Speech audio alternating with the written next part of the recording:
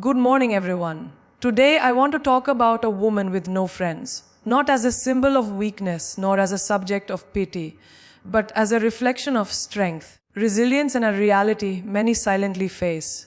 There is a common misconception in society that being alone means being lonely, especially when it comes to women. From a young age, women are often taught that their worth is linked to their relationships. How many friends they have, how well they fit in, how socially accepted they are. So when a woman walks alone, when she isn't constantly surrounded by a group, people begin to assume that something must be wrong. She must be lonely. She must be unhappy. But that assumption couldn't be further from the truth. Solitude and loneliness are not the same. Loneliness is a feeling of being disconnected, even in a room full of people.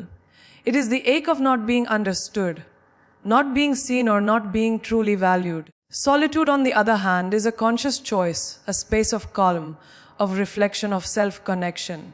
It is the ability to sit in silence and not feel empty. It is walking through life without the constant need for validation or approval from others. A woman who embraces solitude often does so because she has learned the value of her own company. She knows that peace is not something found in the noise of others, but in the stillness within herself. She is not lonely. She is focused.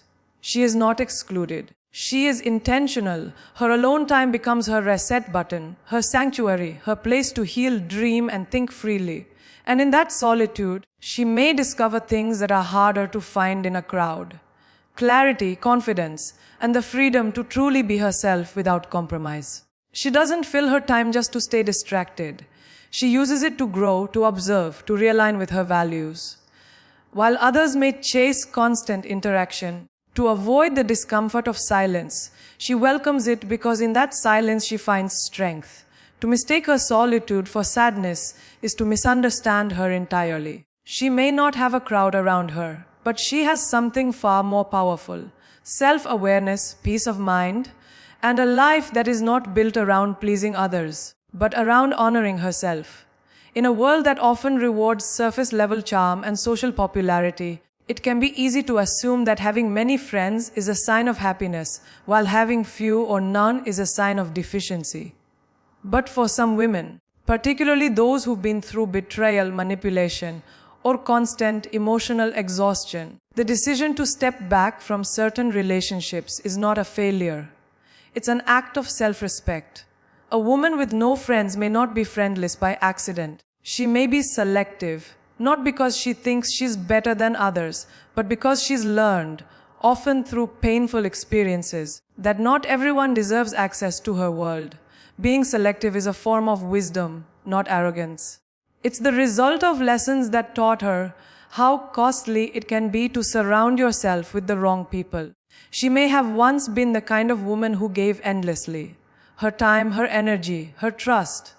She might have shown up for people who never showed up for her, kept secrets for people who gossiped about her, or supported friends who disappeared when she needed them most. And so she learned that not every smiling face is a true friend. She learned that being liked by everyone often means losing pieces of herself. She realized that she had to choose herself, even if that meant walking away from people who couldn't treat her with the same love and loyalty she offered them. Being selective also means she no longer entertains half-hearted friendships where the connection is based more on convenience than care. She no longer tries to force conversations, fit into cliques, or pretend to enjoy relationships that feel shallow or one-sided. She has realized that peace is more important than popularity, that honesty is more valuable than approval. Her selectiveness is also a reflection of her growth. She may have redefined what friendship means to her. No longer interested in people who only show up for fun, but those who show up with depth, consistency, and sincerity. And until she finds those rare connections, she's content being alone.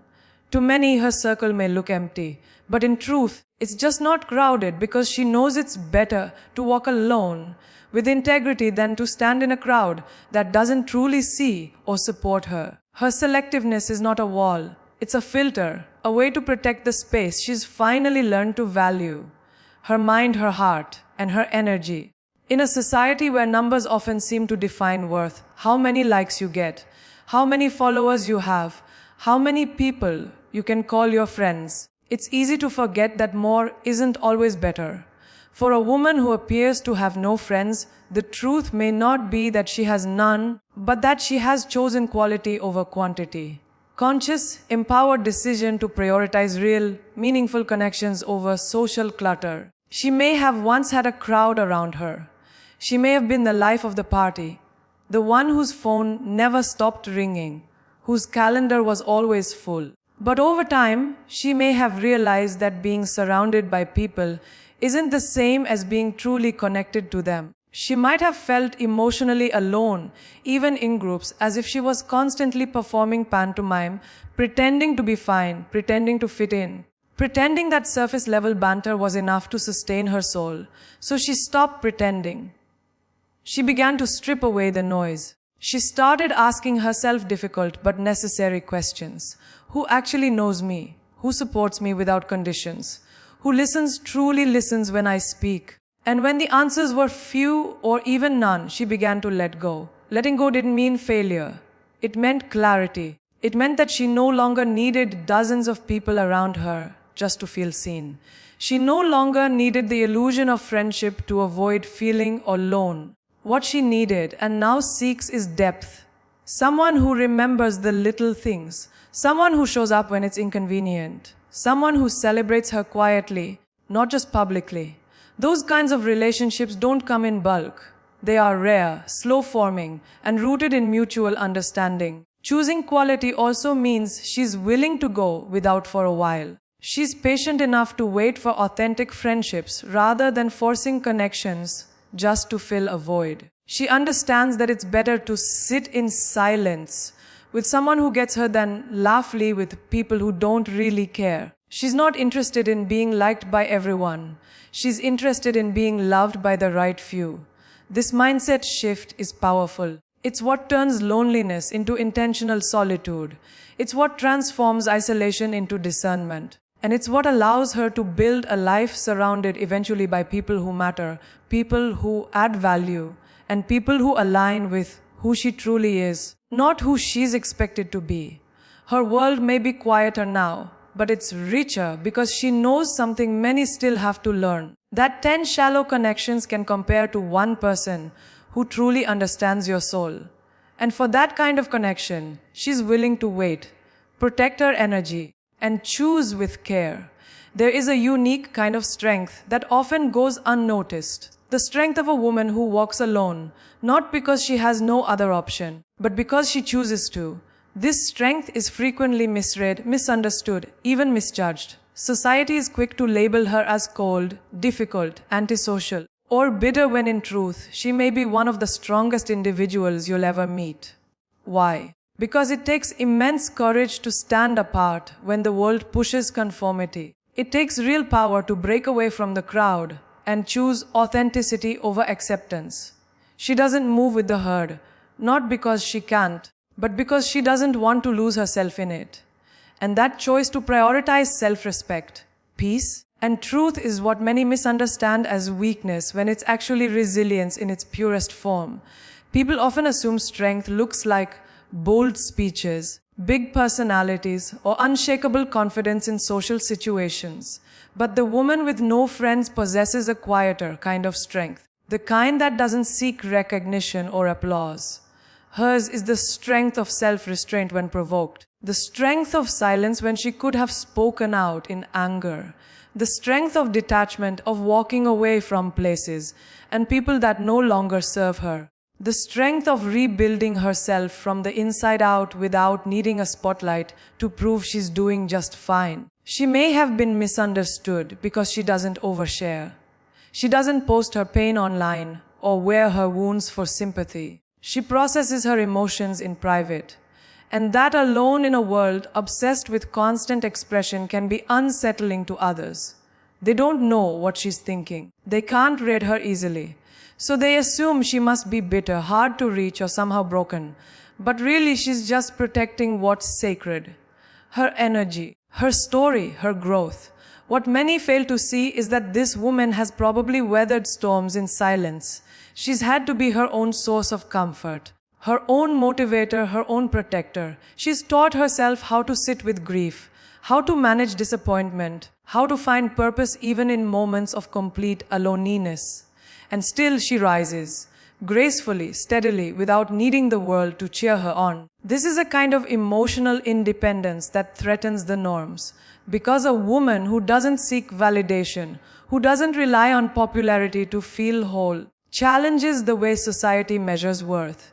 Her solitude forces others to confront their own discomfort with being alone. Her self-sufficiency disrupts the narrative that a woman's value lies in her relationships, her role as a nurturer, or her social status. But what they miss is that her strength isn't coded. It's warm, just fiercely guarded. It isn't distant.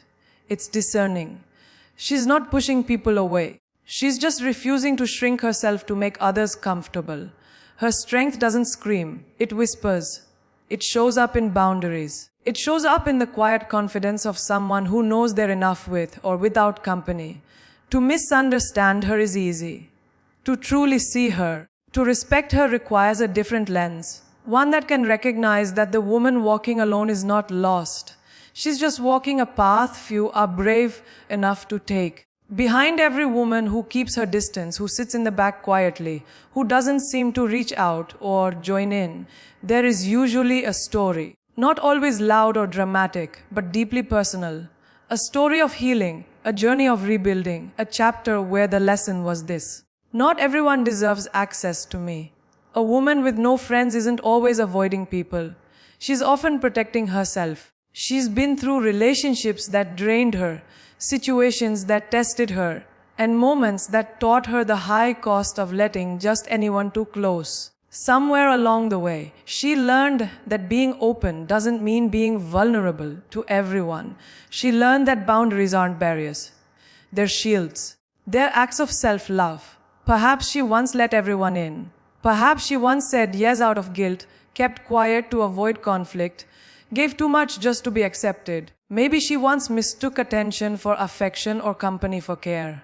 And perhaps that left her feeling invisible, even when surrounded by people. A strange kind of loneliness that comes not from being alone, but from not being understood while in the presence of others. So she changed. She began the slow, often painful process of healing. Not the kind that's linear or glamorous, but the kind that happens in silence. In the late nights spent reflecting. In the mornings where she forces herself to choose peace over people pleasing. In the moments where she says no, even when it makes her seem distant. Through healing, she developed boundaries not to push people away, but to create space for those who truly value her presence. These boundaries aren't meant to keep the world out, but to protect her from repeating patterns that once made her feel small. She no longer entertains energy that leaves her depleted. She no longer gives the benefit of the doubt when her gut says otherwise. She no longer sacrifices her well-being just to keep someone else comfortable. These boundaries come from wisdom, not bitterness. They are the result of knowing what it took to survive, what it cost to recover, and what it means to truly protect your peace. It's not that she doesn't want connection. She just refuses to compromise her healing for the sake of companionship. This kind of healing also brings clarity. She starts to see people for who they are, not who she wishes they were. She no longer chases closure from those who hurt her, because she knows closure comes from within. She's learned that silence is sometimes the best response, and walking away is sometimes the most loving thing she can do for herself. The woman with no friends may not be bitter. She's just cautious. She may not be lonely. She's just deeply aware of what she needs and what she won't tolerate. Her healing journey has rewired the way she interacts with the world. She isn't afraid to be alone cause she knows what it's like to feel alone around the wrong people. And she'll never go back to that again. So when she draws a line, it's not rejection, it's self-preservation. When she chooses silence, it's not indifference, it's discernment. And when she keeps her circle small or empty, it's not because she doesn't value others. It's because she finally values herself enough to be intentional with who she lets in. When people see a woman who is often alone, who doesn't seem to have a social circle, who quietly moves through life without the background noise of friendship groups or constant companionship. The knee-jerk reaction is often pity. People assume she's lonely, maybe even broken or somehow incomplete. They view her solitude as a flaw, as something to be fixed. But what if instead of pity, what she actually deserves is respect?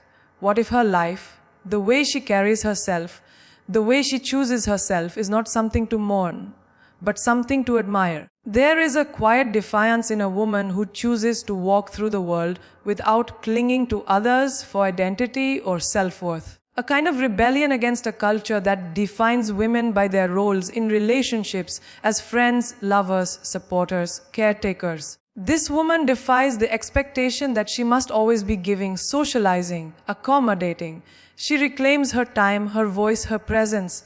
And that's not sad. It's inspiring. She teaches us that strength isn't always loud, that healing doesn't always need an audience, that self-respect sometimes means standing alone. Rather than shrinking to be accepted by the crowd, she shows that validation doesn't need to come from applause or inclusion. It can come from within. And that kind of self-possession, it's rare, it's bold, it's beautiful. The world often overlooks the lessons a woman like this can offer. She reminds us to evaluate the relationships we maintain. Are they meaningful or just familiar? Are they nurturing us or just filling space? She challenges the idea that busy social calendars equal happiness and instead invites us to think about presence, intention, and emotional authenticity. This woman is proof that solitude can be empowering, that silence can be wise, that space can be sacred. She's not trying to prove anything to anyone. She's not performing for the world. She's simply living on her own terms, guided by her own truth. That in itself is a radical act of self-love in a world that constantly tells women to seek approval, to stay connected at all costs, to keep smiling even when their hearts are heavy. To pity her is to misunderstand her. To assume she is missing out is to overlook what she has gained. Peace, clarity, autonomy, and the profound realization that her value is not determined by how many people surround her, but by how deeply she knows and honors herself. She doesn't want attention. She wants authenticity. She doesn't crave popularity. She craves peace. And in a society that fears loneliness, she's found something even more powerful: freedom. She may walk alone, yes, but not in sadness, not in defeat. She walks with intention, grace, and quiet power. That's not a woman to feel sorry for. That's a woman to learn from. So when you see a woman who stands alone, who walks through life without a visible circle, who speaks with calm conviction but keeps her distance, don't rush to label her. Don't assume she's broken or lost or lacking. Look a little deeper. You may just be witnessing the kind of woman this world needs more of. A woman who has learned that solitude is not a curse, but a sanctuary. A woman who has chosen authenticity over approval. A woman who holds her peace like armor and wears her truth like a crown. She is not lonely. She is not bitter. She is not invisible. She is simply someone who stopped chasing the noise and started listening to her own voice. And in that silence, she found herself. That's not weakness. That's not failure. That is strength in its rarest form.